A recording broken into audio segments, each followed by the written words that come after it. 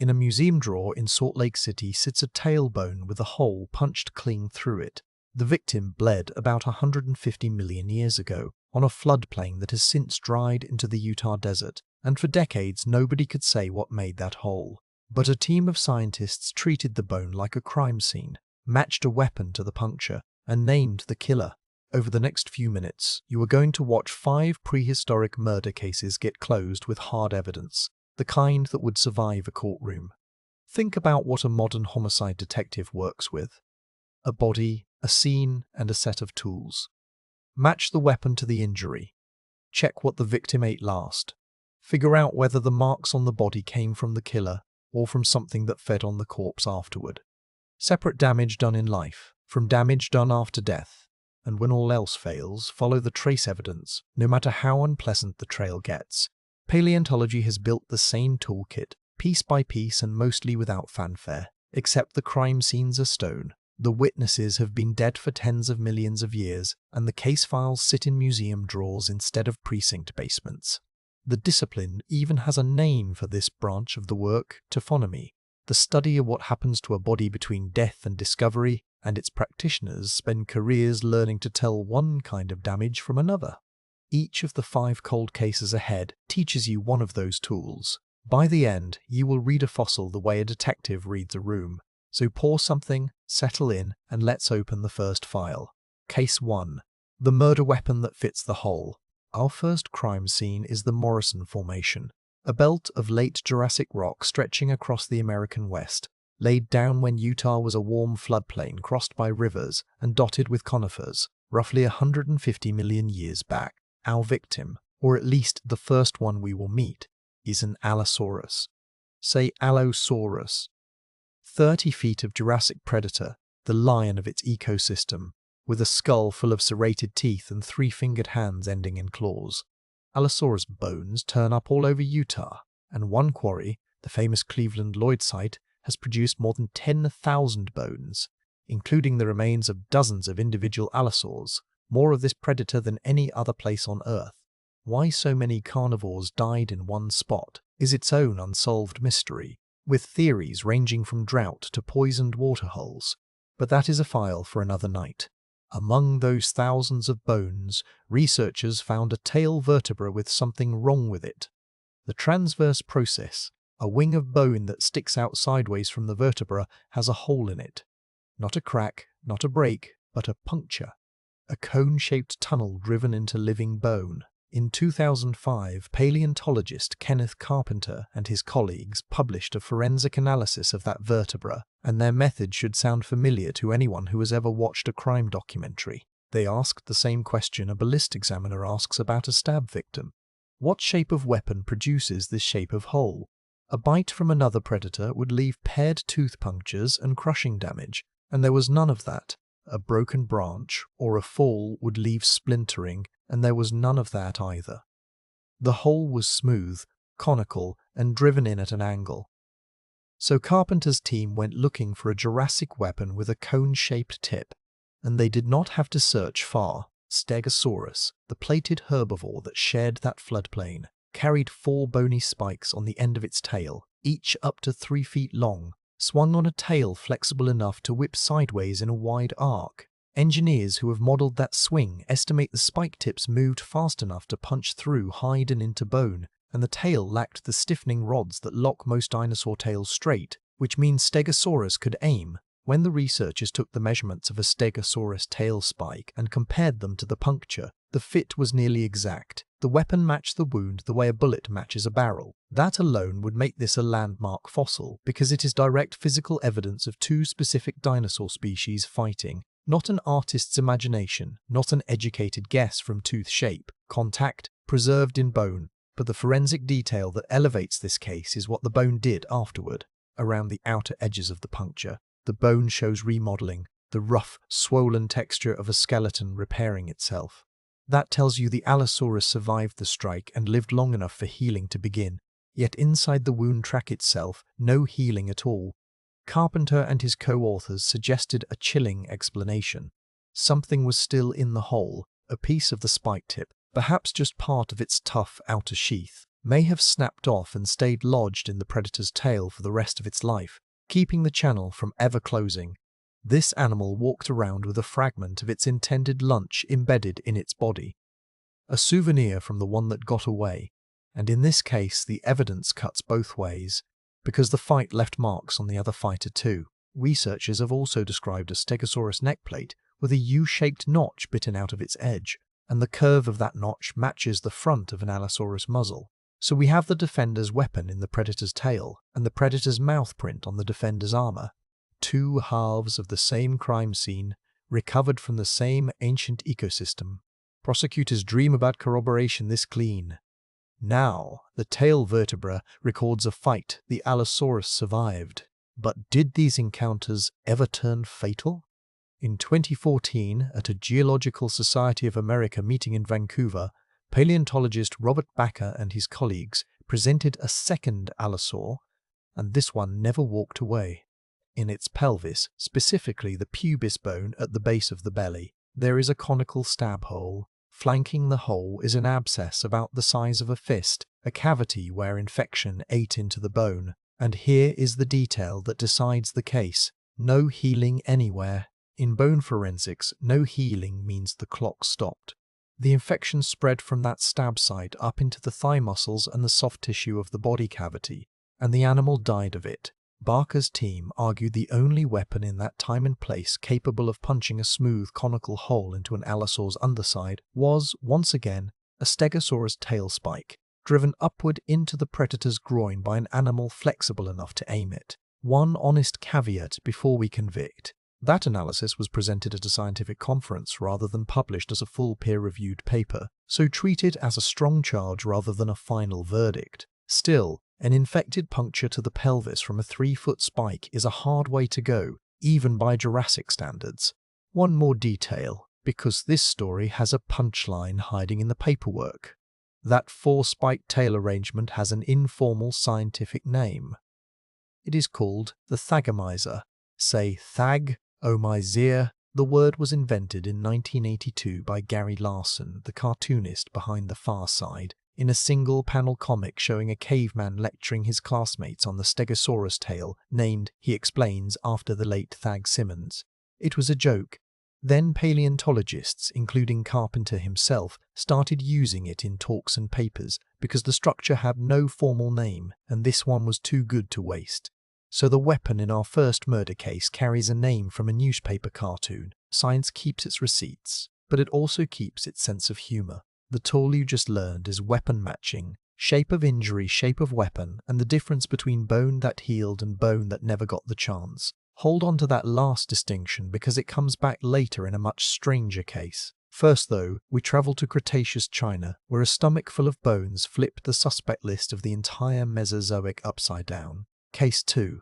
The last meal that rewrote the suspect list. For more than a century, the story of mammals in the age of dinosaurs read like a hostage situation. Our ancestors and their relatives were cast as shrews in the shadows. Small, nocturnal, and terrified, nibbling insects at night while the giants ruled the daylight. Every museum mural told the same story. Dinosaurs ate mammals, never the reverse. It was a tidy narrative. It lasted right up until someone opened a stomach. The scene is the Yixian rock beds of Liaoning province in northeastern China. Say Yixian in Liaoning. About 125 million years ago, this region was a landscape of lakes and forests, sitting uncomfortably close to active volcanoes, which erupted often enough to bury entire communities of animals in ash and debris. Terrible for the residents, priceless for us, because those burials preserved skeletons in exquisite condition. Researchers sometimes call the area the Chinese Pompeii, and among its residents was a mammal called Repenomamus robustus. Say Repenomamus. Picture something like a badger, low and muscular, one of the largest mammals of its time, with a broad skull and sturdy jaws. Not a monster by our standards. You could have carried one, though it would have made the ride memorable. In 2005, scientists described a Repenomamus skeleton in the journal Nature with something astonishing inside it. Tucked within the ribcage, exactly where the stomach would sit in life, lay a patch of small bones. Not the mammal's bones, somebody else's. When the researchers examined them, they identified limbs, fingers, and teeth belonging to a juvenile Pisittacosaurus. Say Sit-Ako-Saur-Us, an early horned dinosaur, a distant forerunner of Triceratops, no bigger than a small dog as a youngster. A baby dinosaur, inside a mammal in the exact anatomical position of a last meal. The condition of those bones tells you how the meal went down. They were not ground into paste, and they were not swallowed whole. They sat in semi-articulated chunks, sections of limbs still connected at the joints. That means the Repenomamus dismembered its prey and gulped it down in pieces, the way a fox handles a rabbit. This single fossil was the first direct proof in the history of paleontology that mammals ate dinosaurs. Not scraps of speculation from tooth shape. A dinosaur inside a mammal's gut. The hostage narrative did not just crack, it reversed. But a good detective and a good scientist asks the question you are probably asking. Does a stomach full of baby dinosaur prove a hunt? It does not. The mammal could have found that juvenile already dead and eaten the remains, and no honest analyst can rule that out from gut contents alone. Stomach evidence tells you what was eaten. It cannot tell you how the meal died. For 18 years that question hung open. The conviction on the file read, consumption, not murder. Then, in 2023, the same region produced the closer. A team of Chinese and Canadian researchers described a fossil that people in this field get one shot at in a career. It had been found by a farmer in 2012, then spent years under study and verification before publication. 2 complete skeletons entangled. A Repenomamus and a Stegosaurus locked together, buried in an instant by a volcanic debris flow, a fast-moving avalanche of mud and ash that entombed them mid-struggle. And the positions tell the story. The dinosaur, roughly 3 times the mammal's size, lies flat on the ground. The mammal sits on top of it. One of its hands grips the dinosaur's lower jaw. Its back foot pins the dinosaur's hind leg, and its teeth are sunk into the dinosaur's ribs. Here is where the forensic tool sharpens.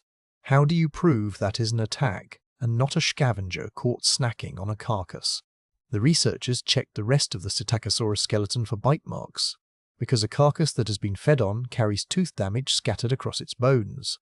This one had none. No gnawing, no punctures, nothing beyond the ribs the mammal was gripping at the moment of burial. A clean skeleton plus an attacker in a wrestling hold reads as a live struggle, not a meal already in progress.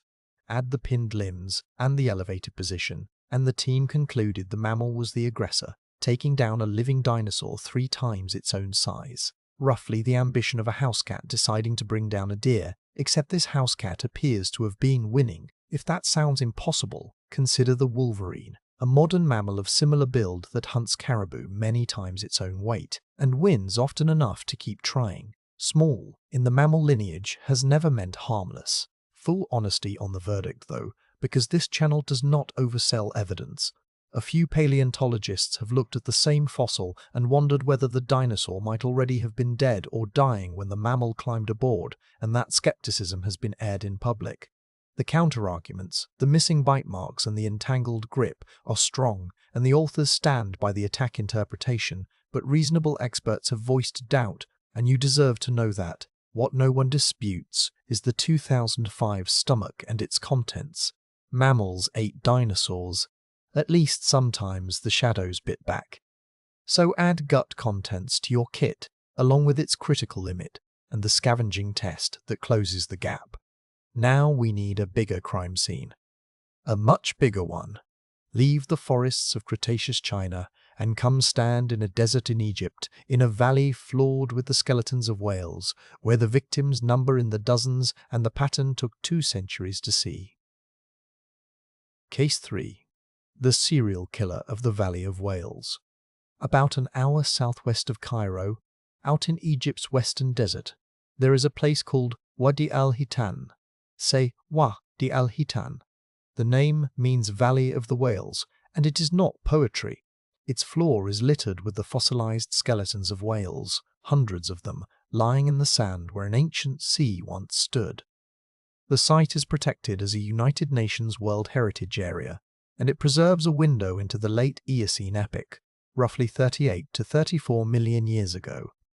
Back then, the Sahara was a warm, shallow seabed, and whales still carried tiny hind legs left over from their land-dwelling ancestors. Two species dominate the valley. The first is Basilosaurus isis, say Basilosaurus, 50 feet of serpentine predatory whale, built long and lean like an eel scaled up to bust length, its jaws lined with teeth that come in two styles, piercing points up front and serrated blades in the back. The second is Dorudon atrox, say Dorudon, a more compact whale, about 16 feet long as an adult, shaped closer to a modern dolphin. For a long time, scientists assumed both species cruised those waters eating fish, neighbors in the same nursery of early whale evolution. The bones on the valley floor were telling a darker story. It just took the right reading. Start with the crime scene statistics, because this is where the pattern lives, and patterns are how you catch serial offenders. Survey the skeletons across Wadi al-Hitan, and a strange asymmetry appears. Every single Basilosaurus found there is an adult. No calves, no juveniles, not one. The Dorudon skeletons split differently. Roughly half of them are juveniles, many just newborns. So one species came to this shallow sea only as grown adults, while the other was full of babies. Any detective staring at that board would circle it. Why does the small whale bring its children to the exact place where the big whale hunts? The evidence on the bodies narrows it further. A number of the juvenile Dorudon skulls carry bite marks, punctures and gouges, whose size and spacing match the teeth of Basilosaurus. And that damage shows up on the skulls of the young. The adult Dorudon do not carry the same signature. Somebody very large was biting baby whales, specifically in the head. The excavation that pulled it all together came in 2010. A team working the valley, including Manja Voss of the Natural History Museum in Berlin, and Philip Gingerich, say Gingerich of the University of Michigan, one of the great figures in whale paleontology, uncovered an adult Basilosaurus with its stomach contents preserved. Clustered inside the body cavity right where the gut would sit, they found broken, bitten bone. The remains of juvenile Dorudon chewed and swallowed along with a large bony fish called Pycnodus. Say Pycnodus. There was also a single shark tooth in the mix, though whether that shark was eaten or merely lost a tooth while scavenging the giant's carcass, nobody can say. The skeleton itself belonged to an old male, its teeth heavily worn from a lifetime of use, a veteran predator, caught with the evidence still inside it. Before convicting, the team had to rule out an innocent explanation that the small bones had washed into the carcass by current after death. The evidence argued otherwise. The bones sat clustered tightly inside the body cavity rather than scattered. They carried breakage and bite damage consistent with heavy teeth, and some showed etching of the kind stomach acid leaves behind. Loose seafloor debris does not arrive pre-chewed. The team published the analysis in 2019 in the journal PLOS ONE, and it stands as the first direct evidence of what Basilosaurus ate. Assemble the case file. Stomach contents containing juvenile Dorudon. Bite marks on juvenile Dorudon skulls matching Basilosaurus teeth. A site where Dorudon gave birth, shown by all those newborn skeletons, and where Basilosaurus appears only as hunting-age adults. The verdict writes itself. Wadi al-Hitan was a calving ground. Dorudon mothers came into that warm, protected, shallow sea to deliver their young, and Basilosaurus patrolled it like a predator working a maternity ward, killing newborn whales with crushing bites to the skull. If that strategy sounds familiar, it should, because it is still running today. Off the coast of Western Australia, orcas gather each season where humpback whales calve, and they target the calves. The researchers drew that comparison themselves. 34 million years separate Basilosaurus from a modern orcapod, and the playbook has not changed a line. And that bite to the head is your third forensic tool, so lean in for this one. When a paleontologist finds tooth marks on a fossil, the location tells a story. A predator killing live prey aims for the head or the throat, because that is how you immobilize a victim before it hurts you. A scavenger has no such problem. Its meal is already still, so it goes where the calories are. The torso, the belly, the big muscle groups. Head bites say killer. Body feeding says corpse. On the juvenile Dorudon skulls of Wadi al-Hitam, the damage is concentrated on the head. Those calves were not found dead, they were taken. That closes 3 files, and the toolkit is growing. Weapon matching, stomach contents, and the killer's bite. If you are finding these cold cases as satisfying as I do, take 1 second and subscribe, because this channel opens files from deep time every week and you will want to be here when the next one lands.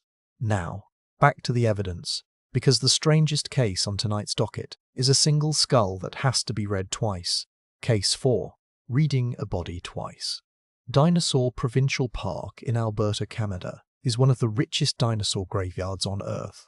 A stretch of badlands where 75-million-year-old river sediments erode out of the hills faster than crews can collect what falls out of them. Crews have pulled hundreds of skeletons out of those hills since the early 1900s. One of the people who knows those bones best is Darren Tankey of the Royal Tyrrell Museum, a technician and researcher who has spent decades specializing in paleopathology, the study of ancient injury and disease. Among the fossils recovered there is the skull of a Daspletosaurus, say Daspletosaurus, a Tyrannosaur, an earlier, heavily built cousin of Tyrannosaurus rex. And this particular animal was a subadult, a teenager in dinosaur terms, close to 20 feet long when it died. In 2015, Tankey, and the British paleontologist David Hone published a forensic study of that skull, and what makes it special is that it preserves 2 entirely different chapters of violence, separated by the line we met back in case 1, healed bone versus unhealed bone. So what does it mean when one fossil carries both sides of that line? Chapter 1 is written in injuries that healed. The cranium and the jaws carry numerous old wounds, and the pattern of them is unmistakable to anyone who studies tyrannosaurs. Punctures and scores spaced like large theropod teeth, concentrated on the face and around the jaws. One strike to the back of the head had been hard enough to break off a chunk of bone, leaving a dent that the skull partially repaired. Every one of these injuries shows remodeling, the swollen, rebuilt texture of a skeleton that kept living. Bone repair takes weeks to months, in dinosaurs as in you, so each healed puncture certifies that this animal survived long past the fight that caused it. This Daspletosaurus took repeated, hard bites to the face from another tyrannosaur, and it survived every one of them. This fits a behavior paleontologists have documented across the tyrannosaur family, and not as a rarity. Surveys of tyrannosaur skulls from Alberta and beyond have found healed facial scarring on a striking share of adult specimens, so common that some researchers treat the scars as a routine cost of growing up in that family. Rivals fought muzzle to muzzle over territory, over mates, over rank, we cannot say which, and the survivors carried the scars. Our teenager had been in such fights and walked away, healed dents and all. Life at the top of the Cretaceous food chain came with a dental plan measured in punctures. Then the animal died. Of what? Nobody has ever been able to say. There is no fatal injury preserved on the bones, no smoking gun, and an honest file stays open on that point. Disease, starvation, a wound to soft tissue that left no skeletal trace. The cause of death sits in the file, honestly, as unknown.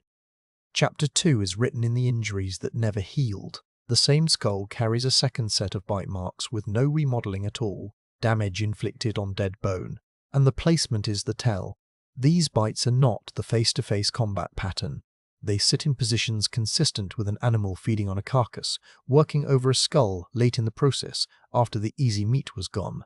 The spacing and depth once again match a large tyrannosaur. So who came to dinner?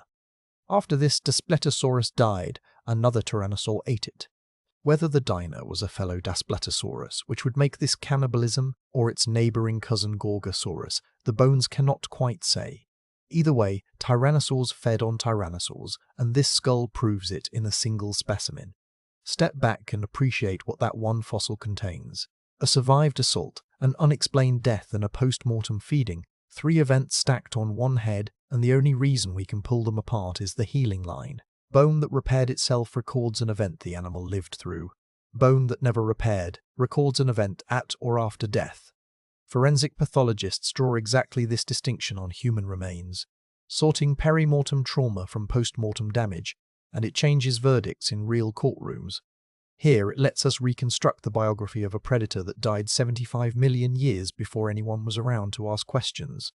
The victim fought its own kind and won. Something else killed it, and its own kind came back for the remains. The Cretaceous did not do sentimentality. File the healing line in your kit before versus after, which brings us, with some reluctance, to the final case and to the piece of evidence that no museum volunteer fights to carry. Case 5. The evidence nobody wants to handle. Every forensic story eventually arrives at trace evidence, the unglamorous material that ties a suspect to a scene. Fibers, residue, things left behind. In paleontology, the ultimate trace evidence has a polite scientific name, coprolite, which is a fossilized dropping. Most coprolites are modest objects, and identifying who produced them is usually hopeless. They survive at all only under lucky chemistry, when phosphate-rich material gets buried quickly and mineralizes before weather and scavengers erase it. Then there is the one from Saskatchewan. In 1998, a team led by Karen Chin, the world's foremost authority on fossil droppings, which is a real career, and she is brilliant at it, described a specimen in the journal Nature that the field promptly nicknamed the king-sized coprolite. The find came from near the town of East End, in southern Saskatchewan, in rocks from the very end of the Cretaceous, the last act before the asteroid. The measurements deserve to be read slowly. 17 inches long, more than 2 liters in volume. A single fossilized dropping with the footprint of a loaf of bread, sitting in the Canadian prairie for 66 million years, waiting for science to develop the courage to study it. Slice it open, and the contents turn it from a curiosity into a case file. 30 to 50% of the mass is shattered bone, not dissolved traces, not powder. Angular fragments of crushed bone, and the histology, the fine internal structure of those fragments, identifies them as coming from a juvenile herbivorous dinosaur, a young plant-eater that ended its short life as somebody's meal. So who produced it? Here the neighborhood itself becomes evidence, and this corner of Saskatchewan has form. The same badlands around East End later yielded Scotty, the Tyrannosaurus skeleton, unearthed starting in the 1990s, that ranks among the largest ever found. The prime candidate lived right there. Pinning the dropping on it is attribution by elimination, the same logic detectives use to whittle down a list. The rocks near East End record a specific time and place, and the roster of carnivores living there is well documented. Small raptors, modest predators, nothing remotely capable of producing a dropping of that volume. Except one. The only carnivore in that ecosystem big enough was Tyrannosaurus rex. No other suspect physically fits. When your list of candidates who could have done it contains exactly one name, the file gets stamped. Now for what that unglamorous object proved, things a mountain of skeletons could not. First, Tyrannosaurus rex pulverized bone before swallowing. Those angular fragments show its bite shattered a young dinosaur skeleton into pieces, confirming the bone-crushing feeding style that its massive skull and banana-thick teeth had long implied. Second, the fragments were only partially dissolved. Stomach acid had begun eating the bone, but never finished, which tells you about the chemistry of the gut and suggests food moved through the animal relatively quickly rather than sitting for days in a slow acid bath. Think about that for a second. Gut chemistry and digestive speed, reconstructed for an animal that died 66 million years ago from material that was never part of its body at all. Chin has spent a career proving that this overlooked material holds answers skeletons cannot give. Everything from diet to gut microbes to the dung beetles that tunneled through dinosaur droppings while they were fresh. An entire feeding profile, assembled without a single tooth mark on a single prey skeleton, the digestive end of the crime, closing the case. Dark as it sounds, there is something almost democratic about it. Tyrannosaurus rex is the most famous animal that ever lived, mounted in the grandest halls on Earth, and one of the most scientifically valuable things it ever left us came out the back end. The fossil gods have a sense of proportion, so the last tool in the kit is trace evidence, and now you hold all 5. Run back through the docket with me one final time, because the pattern across these cases matters more than any single verdict. An Allosaurus tail with a cone-shaped hole, closed by matching the weapon to the wound. A mammal's stomach packed with dismembered dinosaur, closed by gut contents, and its follow-up sealed by ruling out scavenging. A desert full of bitten whale calves, closed by bite location and crime scene statistics. A Tyrannosaur skull carrying violence from both sides of death, closed by the healing line. And a 2-litre dropping in Saskatchewan, closed by elimination and trace analysis. Weapon matching, stomach contents, the killer's bite versus the scavenger's, peri-mortem versus post-mortem, and trace evidence. That is a working forensic laboratory, and every technique in it was applied across spans of deep time that run from the age of early whales back to the Jurassic, to victims with no names by investigators who never saw the crimes and never will. None of these verdicts came from imagination. Where the evidence was thin, you heard the doubt spoken aloud, because a conference poster is not a conviction, and entangled fossils still skeptics. But where the evidence held, it held the way good evidence always holds, from multiple directions at once, each clue checking the others. That is the standard. That is why these cases closed. And there are more files. Museums around the world hold drawers of bones with punctures nobody has matched, stomach regions nobody has scanned, droppings nobody has sectioned. Some of the biggest cases in deep time are sitting in cabinets waiting for their detective, and every year, new scanners, new chemistry, and new eyes reopen files that were shelved as unsolvable a generation ago. The fossil record is not a graveyard, it is an evidence locker, and science is still working the shelves. Thanks for riding along on this one. The next file is already on the desk, and the bone in that one has teeth marks nobody expected. See you there.